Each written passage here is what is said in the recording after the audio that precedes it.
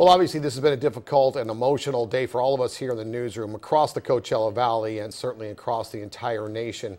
But this tragic shooting does remind us to question the safety of our local schools. That's right. And now KMIR-6's Angela Monroe joins us tonight with how our local school districts approach safety. Angela. Well, certainly all of our hearts are very heavy thinking about the victims and as well as our young relatives, children, grandchildren. And I also heard the same at all three of our local school districts. But they also told me that they prepare for this kind of tragedy. Desert Sands Unified trains every employee what to do during an emergency. Our lockdown procedure is good. It's standardized throughout the district, and we practice it.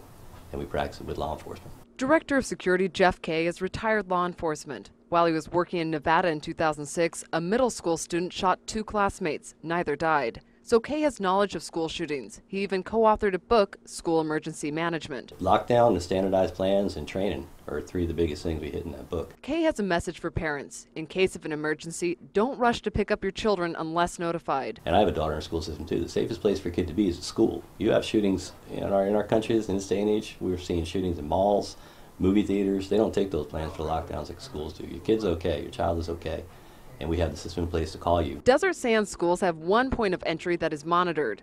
And at Coachella Valley Unified, all schools are closed campus. We're going to act proactively in getting the message out about what has occurred and what we do to try to prevent this type of incident, but also what we will do in the future as well. Dr. Daryl Adams with Coachella Valley Unified told us their policy in the event of an emergency. Notify law enforcement and get support and help as soon as possible. We want to try to ensure the safety of students and staff by evacuating facilities when necessary.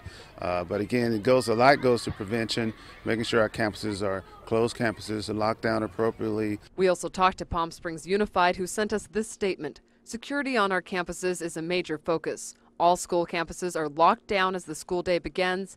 Access must be gained through the main entrance, and on our high school campuses, security officers monitor all entrances. Local school districts are also offering support services to students who may want to talk about this tragic shooting. If you need somebody to talk to about this, if you're upset, go to your principal, go to your teacher, go to your school counselor. There's systems in place in the schools. It's an upsetting time and it's a tragic event. Desert Sands are scheduled to train with the Indio Police in March with one of the leading professionals on school violence. And all our local school districts once again did say they train for these type of emergencies, but of course we can never be truly prepared for